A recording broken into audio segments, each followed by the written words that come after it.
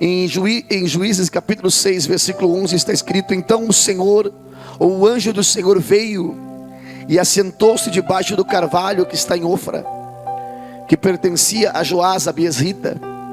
E Gideão, seu filho, estava malhando trigo no lagar para o salvar dos midianitas. Então o anjo do Senhor lhe apareceu e lhe disse: o Senhor é contigo, varão valoroso. Há uma tradução que diz: o Senhor é contigo, homem guerreiro. Em outra tradução, não sei se na Bíblia de alguém diz: o Senhor é contigo, homem valente. Aqui nessa tradução que eu estou lendo, diz: o Senhor é contigo, varão valoroso. Mas Gideão lhe respondeu: ai, Senhor meu, se o Senhor é conosco, por que tudo isso nos sobreveio? E que é feito de todas as suas maravilhas que nossos pais nos contaram, dizendo: não nos deu ou não nos fez o Senhor subir do Egito, porém agora o Senhor nos desamparou e nos deu na mão dos midianitas? Então o Senhor olhou para ele e lhe disse: vai nesta tua força e livrarás a Israel da mão dos midianitas, porventura não te enviei eu? E ele lhe disse: ai, Senhor meu, com que livrarei a Israel? Eis que a minha família é a mais pobre em Manassés, e eu, o menor, na casa de meu pai. Quantos podem dizer amém? Quero que você tome o seu lugar, em nome do Senhor Jesus, meditando nesse texto da palavra. Queria chamar a tua atenção acerca da forma como Deus trata conosco. E quando Deus trata conosco desta forma, não é que Deus está querendo apenas nos animar, é que Deus nos vê assim. Gideão se via como um fraco, Gideão se via como um incapaz, Gideão se via como um menor, disse assim: não tem como, ainda mais para completar, ainda todas as circunstâncias ao meu redor não colaboram. Não venho de uma família influente, não venho de uma família poderosa financeiramente ou politicamente, e para completar, eu ainda sou mais pequeno, menor na casa de meu pai. Mas quando o Senhor fala com Gideão, o Senhor fala com uma outra linguagem. O Senhor fala com Gideão dizendo: o Senhor é contigo, homem valente. E aqui uma coisa importante nós entender, que enquanto nós seguimos nos vendo como o mundo nos vê, ou como as circunstâncias querem que nós nos enxerguemos, nós não mudaremos nada ao nosso redor, e não faremos diferença, não seremos fazedor de história, e nem seremos canal de milagre para outras pessoas. Pelo contrário, na maior parte das vezes vamos estar precisando e necessitando de ajuda. Mas quando nós começamos a nos ver da maneira que Deus nos vê, as coisas começam a mudar. E o Senhor falou para Gideão: o Senhor é contigo. Ele se sentia só, mas eu estava dizendo: eu sou contigo. Ele se sentia pequeno, incapaz, mas o Senhor estava dizendo: eu te vejo como homem valoroso, como homem valente. Por isso que eu creio, em nome do Senhor Jesus, que os homens do Espírito, as mulheres do Espírito, os homens e mulheres do Espírito de fé, são pessoas que conquistam, são pessoas que avançam, são pessoas que de alguma forma se tornam um instrumento de Deus na vida dos outros, se tornam um abençoador. A Bíblia fala que o maior abençoa o menor, o que tem mais abençoa o que tem menos. O que pode, ministra o que precisa. E quando Deus está dizendo que planejou para nós ser canal de bênção e agente de milagre, é porque Deus não só planejou que sejamos, como Deus também planejou nos capacitar e nos dar as ferramentas e nos dar as condições necessárias. Portanto, Deus planejou nos levantar para ser uma rede de milagre.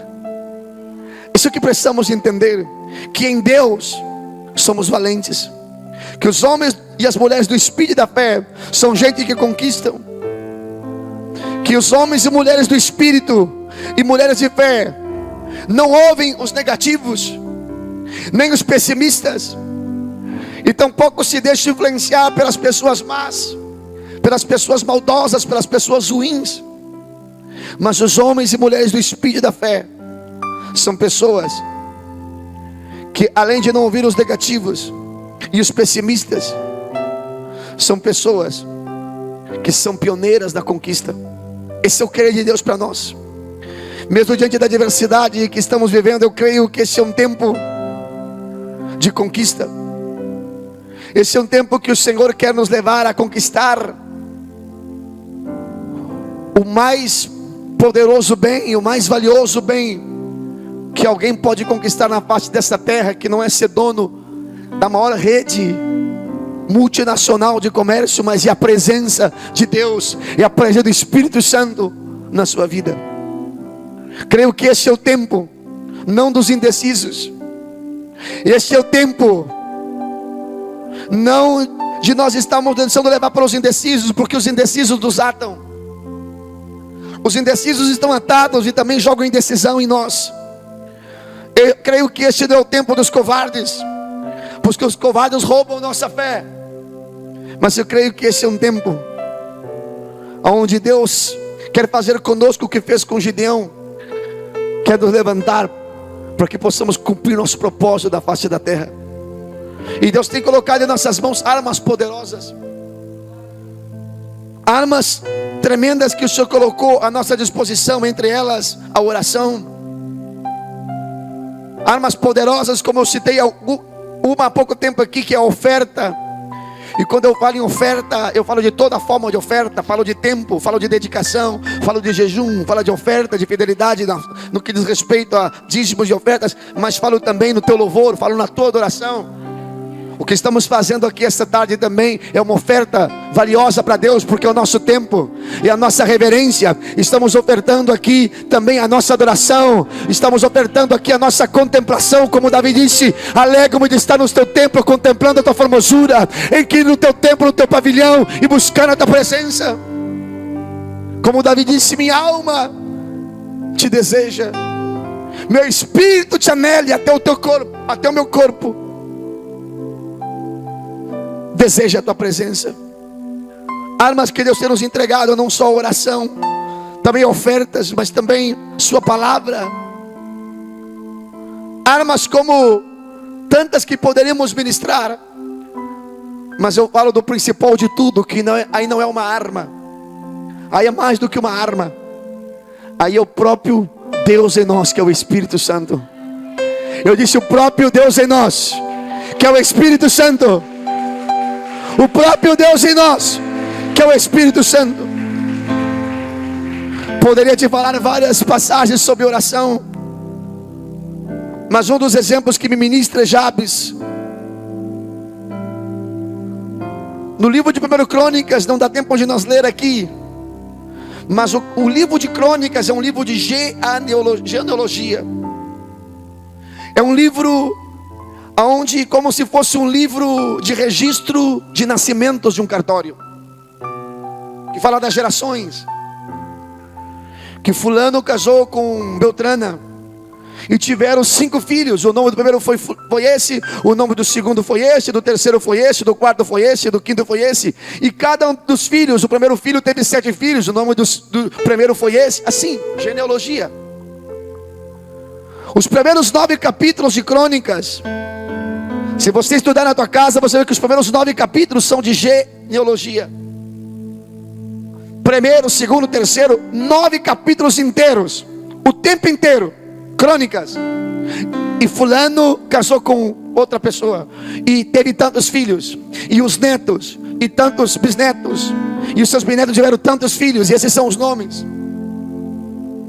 Mas a Bíblia, em 9 capítulos de 1 Crônicas, bem no meio dos 9 capítulos, se você ler em casa depois, ou você que está em casa e tem Bíblia, você vai ver que no capítulo 4, versículo 10, para a genealogia, e Deus abre um parênteses para falar de uma pessoa específica.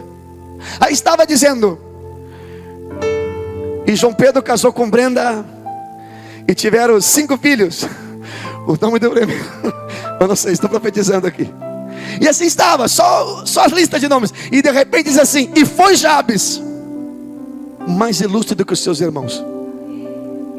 E foi Jabes mais ilustre que seus irmãos. E ali conta algo que Jabes fez, que introduziu ele na história como alguém acima dos seus irmãos. E o que Jabes fez foi uma oração. Porque diz a Bíblia, e orou Jabes a Deus, e disse: que tu me abençoes, que tu amplies meu território, que tu me livres do mal, que tu me livres da dor, e que tua presença esteja comigo. Uma oração foi a arma que Jabes usou. Seu nome era um nome maldito. A palavra Jabes, me desculpe alguém aqui se tem um nome de Jabes aqui presente nessa tarde, ou se alguém me assiste em casa, mas o nome Jabes na Bíblia significa causador de dor, aquele que causa dor. Por isso ele recebeu esse nome. Sua mãe teve problemas na gravidez, e aquela criança teve tanta dificuldade para nascer, que trouxe sofrimentos horrendos à sua mãe. E segundo a Bíblia, quando a sua mãe estava dando à luz a esse menino, ela estava esvaindo-se a sua vida. E antes dela morrer, depois do filho ter nascido, antes dela morrer, ela colocou o nome no filho e chamou-lhe Jabes, porque lhe causou dor. Para o povo de Israel, os nomes tinham muita importância. Não é como nós aqui ocidentais, que colocamos o nome de um jogador de futebol ou de um artista que achamos bonito. Às vezes gostamos de fazer combinações de nome, o nome do pai, o nome da mãe, e fizemos combinações, e estamos mais tranquilos, como que não observamos tanto. Mas para os orientais e para o povo de Israel, o significado dos nomes fazia toda a diferença, inclusive interferia no destino, para o bem ou para o mal. E eu te provo isso da Bíblia, porque o próprio Deus várias vezes conversou com pessoas, e o próprio Deus trocou o nome de pessoas. Ontem aqui foi pregado sobre o poder das feridas. Quem estava aqui? Alguém estava aqui ontem à noite? Amém. Alguém por acaso ouviu o culto em casa? Pastor, eu dei uma espiada, hoje eu dei uma espiada no culto de ontem. Só irmã? Eu sinto muito, o Nadir também, eu sinto muito por vocês que estavam vendo a novela ontem à noite, e que vê estar, porque Deus nos ministrou ontem uma palavra tremenda, o poder das feridas, que para muitas pessoas que não conseguem cicatrizar suas feridas, são como que vergonha para a vida inteira.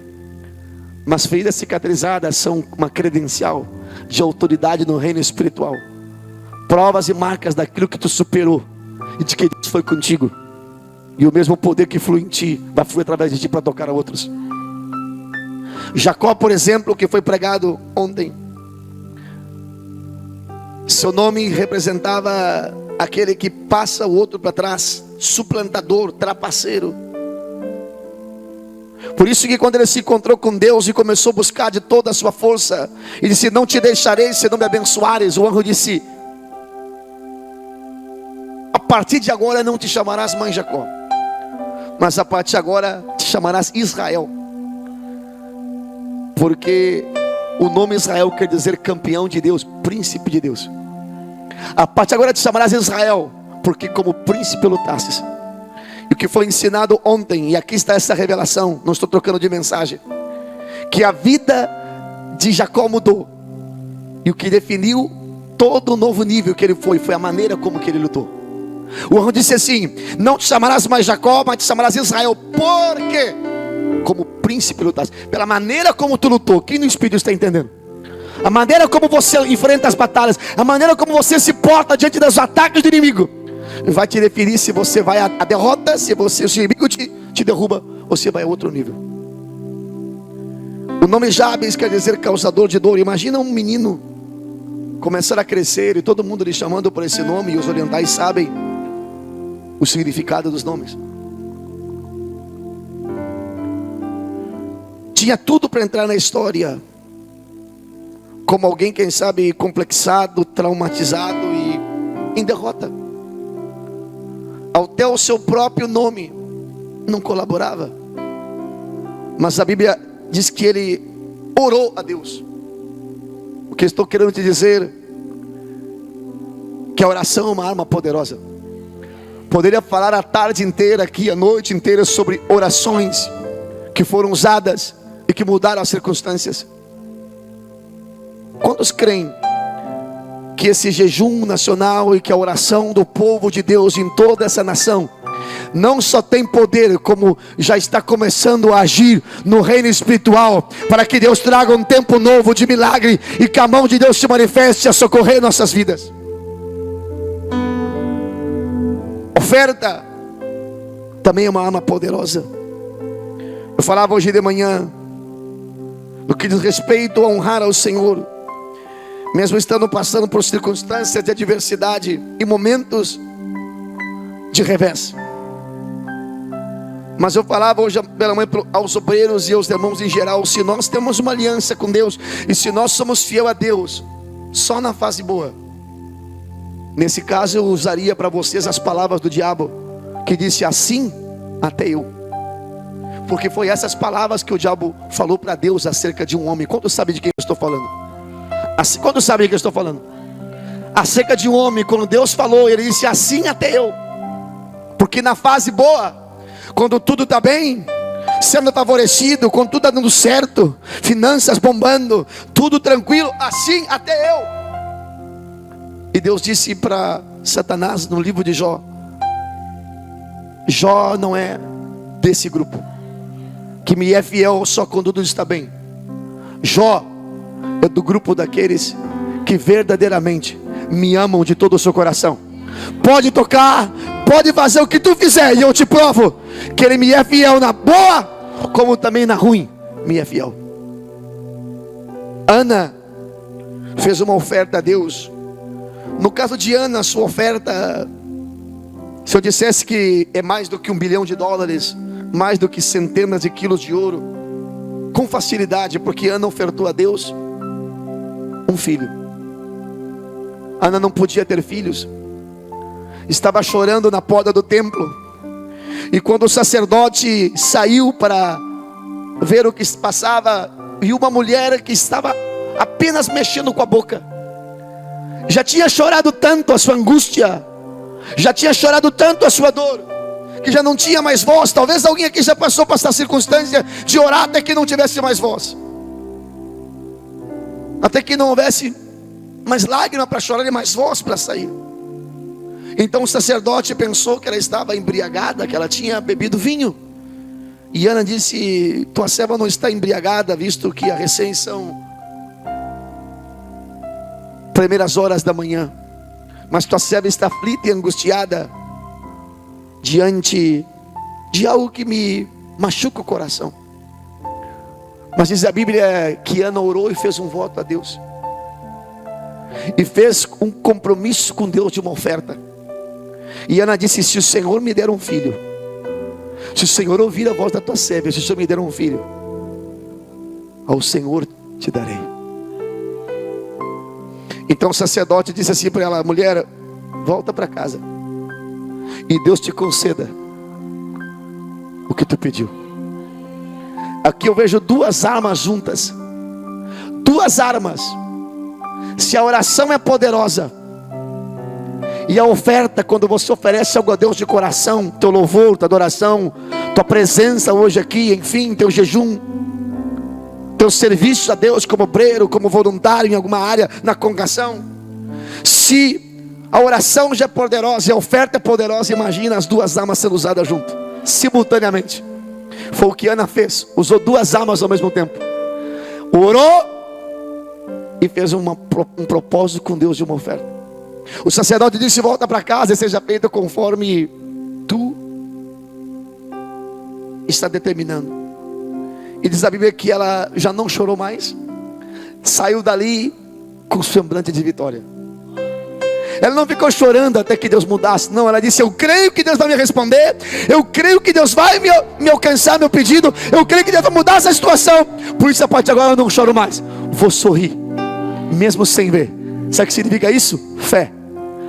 Por isso eu te digo, não importa que a coisa não tenha mudado, creia e comece a orar, comece a agradecer, comece a sorrir, comece a se alegrar pelo milagre que ainda não chegou, porque isso é expressão de fé.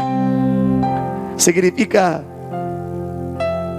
desfrutar adiantado. E Ana fez um voto a Deus. E diz a Bíblia que engravidou, Deus lhe tocou porque era estéril. E diz a Bíblia que ela teve um filho e botou o nome desse filho chamado Samuel. Ficou com o seu filho em casa até desmamá-lo. Não sei que idade aproximadamente ela cumpriu o voto, mas um determinado dia ela pegou o filho pela mão. Naquele tempo as crianças costumavam mamar até mais tarde, 4, 5, 6, alguns até 8 anos ou mais no tempo antigo. E ela pegou o filho um dia pela mão e foi entregar sua oferta. Chegou na casa de Deus e falou com o sacerdote Eli e disse: aqui vem entregar a minha oferta, pessoalmente. E a partir daquele dia, o seu filho passou a morar no templo, passou a ajudar o sacerdote, passou a ser um auxiliar, um futuro obreiro. E essa oferta que Ana fez mudou não só a vida dela, como também mudou e influenciou a vida de milhares e milhões de pessoas do mundo inteiro. E até hoje, nós muitas das vezes estamos sendo abençoados pela vida do profeta Samuel. Esse menino, depois de já estar grande, de já ser um obreiro fiel, estava no seu quarto, se preparando para dormir, para apagar a lamparina. E de repente então ele se deita, apaga a lamparina. E quando ele já estava numa madorma, quase pegando no sono, ele ouve uma voz que diz: Samuel, Samuel. E ele, pensando que era o seu senhor que ele chamava, colocou suas alparcas, suas sandálias, vestiu sua roupa e foi até o aposento do sacerdote e disse: sim, Senhor, o que o Senhor precisa, aqui estou para servi-lo. E o sacerdote, que já estava dormindo, disse: volta para a tua cama e por favor não me perturba. E Samuel certamente pediu desculpa e voltou a deitar-se. Mas diz a Bíblia que em alguns minutos depois, quando eu já estava quase pegando no sono, ecoou a mesma voz: Samuel, Samuel. E ele novamente fez a mesma coisa, disse: agora não me enganei. Vestiu suas alpargatas, vestiu sua roupa e foi até o aposento do sacerdote e bateu na porta. Eu creio que o sacerdote já estava dormindo e por isso se molestou.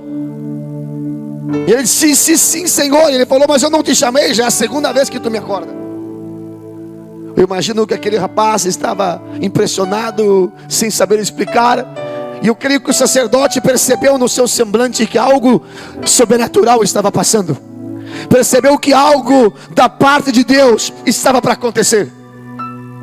E que cada um de nós essa tarde aqui, e que cada um de nós também que assiste em casa essa tarde, possa ter esse mesmo sentimento e esse mesmo espírito e essa mesma expectativa, que algo da parte de Deus está para acontecer, que algo poderoso da parte de Deus está para se desatar numa nova etapa e numa nova temporada sobre as nossas vidas.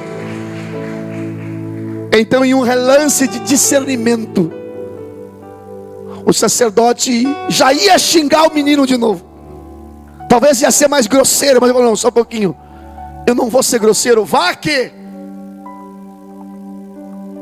Se é o que eu estou pensando, faz o seguinte, rapaz: volta para tua cama, volta para o teu quarto e vamos dormir. E não me bate mais aqui, porque eu te dou a palavra que eu não vou te chamar. Só tem uma coisa: se tu ouvir essa voz de novo, te coloca em pé e fala a frase assim, dessa mesma forma. Repita comigo. É como se eu estivesse ensinando você o que o sacerdote ensinou para Samuel. Repita comigo: fala, Senhor. Mais uma vez: fala, Senhor. Vamos repetir forte para que o pessoal de casa possa também dizer junto. 1, 2, 3. Fala, Senhor, porque o teu servo ouve. E diz a Bíblia que naquele instante a voz ecoou pela terceira vez. E o rapaz, já instruído pelo sacerdote, não foi até o quarto do sacerdote, mas simplesmente se colocou em pé, num ato que parecia que não tinha lógica e sentido. Mas as coisas às vezes não tem lógica, é por fé. Ele simplesmente se levantou, parou em pé da beira da sua cama e disse: fala, Senhor. porque o teu servo ouve. E o Senhor visitou Samuel no seu quarto. Ele levantou para ser um profeta, para ser um fazedor de história, para ser alguém que ia marcar a sua geração. Quero dizer esta tarde que o mesmo Deus de Samuel é o nosso Deus. Que o mesmo Deus que levantou Samuel está levantando a cada um de nós para ser um instrumento para a sua glória e para ser um canal de milagre. Armas poderosas, oração. Armas poderosas, oferta como oferta de Ana. Armas poderosas como a palavra de Deus que você está ouvindo agora. Nunca subestime o poder de uma pregação. Nunca subestime o poder de uma palavra, porque uma palavra tem poder de mudar a história e o futuro de uma pessoa. A prova é você. A prova é cada um de nós. Que uma palavra um dia não foi nenhum pastor, nenhum missionário, nem um pregador que teve de fora, não foi nenhuma igreja, porque igreja não muda ninguém, pastor não muda ninguém. O que mudou você foi a palavra de Deus. Conhecereis a verdade vos libertará. Hoje de manhã a minha pregação foi essa: bem-aventurado o homem que não anda segundo o conselho dos ímpios, que não se detém no caminho dos pecadores, que não se assenta à roda dos escarnecedores, antes tem o seu prazer na lei do Senhor, e na sua lei medita de dia e de noite, porque será como uma árvore plantada junto às correntes de água, que dá o seu fruto da estação própria, cujas folhas não caem, e tudo quando fizer prosperará. A palavra de Deus é arma poderosa. Quando Deus te promete algo, é porque já está feito. Quantos aqui tem promessas de Deus? O que Deus te prometeu, Ele não vai preparar para você, já está pronto.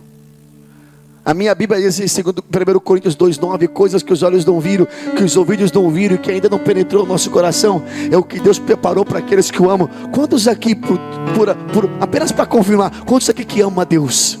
Quantos aqui que ama a Deus, apesar das suas falhas, apesar de ter pisado na bola alguma vez com Deus, mas pastor, eu amo a Deus? Quantos aqui que ama a Deus? Pois então essa palavra fala de mim e de você. Deus já preparou, já está preparado. A palavra de Deus. Por isso que eu fiz questão de ler esse texto, aonde o Senhor fala com Gideão e diz: o Senhor é contigo, homem valoroso. O Senhor é contigo, homem valente. Na tradução Valéria Reina: o Senhor é contigo, poderoso guerreiro. Na tradução João Ferreira de Almeida: o Senhor é contigo, homem corajoso. Na versão internacional: o Senhor é contigo, valente e poderoso. E esta palavra ativou milagre. Esta palavra ativou milagre na vida de Gideão. Esta palavra ativou milagre na vida desse rapaz. Até aí ele era um. Na realidade ele estava falando a verdade. Ele era um medroso mesmo. Na realidade ele era um medroso. Na realidade ele era justamente alguém que não se sentia capaz. Mas o Senhor traz a ele uma palavra e diz: eu não te vejo assim. Eu não te vejo como um incapaz, e não te vejo como alguém fraco. Eu te vejo como um poderoso guerreiro. E a partir daquela palavra, sua vida nunca mais foi a mesma. Você que está aqui hoje, tome posse desta palavra, porque esta palavra tem poder de mudar algo na tua semana, tem poder de ativar algo na tua casa, tem poder de ativar algo na tua família. Esta palavra pode mudar tudo na tua vida. Quando você recebe esta palavra, não dá tempo de falar todas as armas aqui, mas recapitulando: a primeira arma que eu te falo, oração. Diga comigo, oração. A segunda arma que eu te falo, oferta. Diga comigo, oferta. A oferta de Ana foi um filho. Não dá tempo de contar a história toda, mas o mais lindo é que tudo aquilo que você entrega para Deus, você não fica sem. Na matemática humana, o que você entrega não é mais teu, sai do teu controle. Na matemática de Deus, quando você entrega algo, aquilo que você entrega volta para você multiplicado. Porque a Ana parecia que não seria justo, sempre sonhou ter um filho, e agora que tem um filho, entrega o filho. Parece que não seria justo. E o pior ainda, Deus aceitou. Só que Ana, quando entregou o filho, não perdeu o filho. O que você entrega para Deus, você não perde. É ministrado por Deus e é transformado em milagre. Não, acho que você não entendeu. O que você entrega para Deus, o tempo que você entrega para Deus não é perdido. É transformado em bênção, é transformado em unção, é transformado em fé, é transformado em força e poder sobrenatural do Espírito Santo. O esforço, o serviço que você entrega para Deus não é perdido. Ele retorna para você, porque a Bíblia fala que o nosso trabalho não é em vão. No Senhor, isso é a recompensa. Ela entregou um filho para Deus. Só que ela não perdeu o filho, ela continuou sendo mãe do filho. Só que agora não era um filho qualquer, agora era um profeta. Deus o transforma em um profeta, porque aquilo que você entrega para Deus, Deus potencializa. Só que Ana não ficou só com esse filho.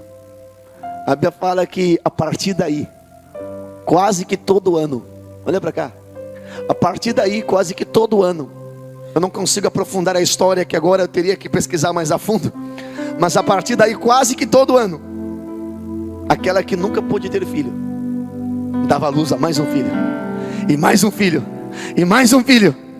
E Deus cumpriu na vida de Ana, Efésios 3:20, porque o sonho de Ana era ter um filho, ser mãe. Mas Deus fez mais do que ela pedia e esperava. Deus não lhe deu só um filho, Deus lhe deu muitos filhos. Quantos podem aplaudir Deus por isso? Porque a Bíblia fala que Deus é poderoso para fazer infinitamente mais, além do que pedimos ou pensamos. Por isso eu te digo esta tarde, poderia te falar de tantas outras armas que não dá tempo de falar hoje. Apenas quero que você se aposse dessas armas e tenha um espírito de poder, de fé, de ousadia. Porque a Bíblia fala que Deus não nos deu espírito de temor e de medo, mas nos deu espírito de ousadia, de amor e de equilíbrio. Por isso precisamos, diante das adversidades, não ser fracos, nem covardes, nem medrosos, nem desanimados, nem indecisos e nem sem energia. Precisamos nos revestir do poder de Deus. E eu encerro esse ensino desta tarde citando o que está na palavra no livro de Efésios, no capítulo 6, versículo 10, que está escrito: no demais, irmãos meus, fortalecei-vos no Senhor e na força do seu poder. Quantos querem se fortalecer em Deus esse ano? Quantos que creem que é possível esse ano você, antes do final do ano, você dizer: pastor, tenho testemunhos para contar.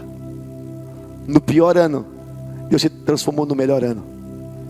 No ano em que tudo contribuía, em que eu vivi coisas que eu nunca vivi antes.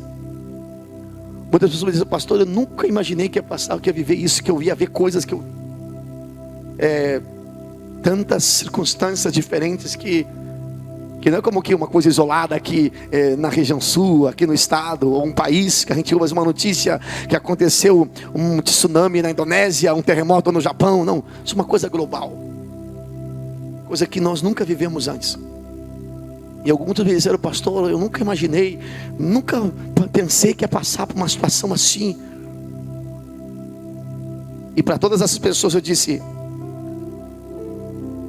que tal que tu estás vivendo coisa que tu nunca viveu, que te preocupa ou que te causa medo? Que tal que Deus também não possa fazer e que você também possa viver o que também você nunca viveu da parte de Deus em milagre? Como vocês estão falando? Diga amém. Porque Deus é especialista em se glorificar. Grande parte dos milagres e das bênçãos que Deus ativou, Deus é um Deus abençoador, Ele abençoa sempre. Mas grande parte das bênçãos, as maiores, as que mais me chamam a atenção na Bíblia, na biografia dos homens de Deus e nos povos, foram em momentos de crise, em momentos de adversidade, em momentos que parecia que não ia dar, em momentos que parecia que estava tudo perdido, em momentos que parecia que era o caos e que não tinha mais o que fazer. E ali Deus se levantou e disse: ainda estou no controle. Por isso eu quero te dizer esta tarde, encerrando essa mensagem, que o Deus que nós servimos não saiu da rédea, não saiu a rédea da mão dele. O Deus que nós servimos tem o controle de todas as coisas, tem um controle nos céus e na terra. Ele governa no céu, governa na terra, governa no mar, governa nos ares, Ele governa no firmamento. E nem um fio de cabelo cai de nossa cabeça sem que Ele queira, sem que Ele permita. E a nossa vida está nas mãos de Deus. Por isso eu te digo, temos armas poderosas E com essas armas nós saímos do outro lado da batalha mais forte do que entramos em qualquer circunstância.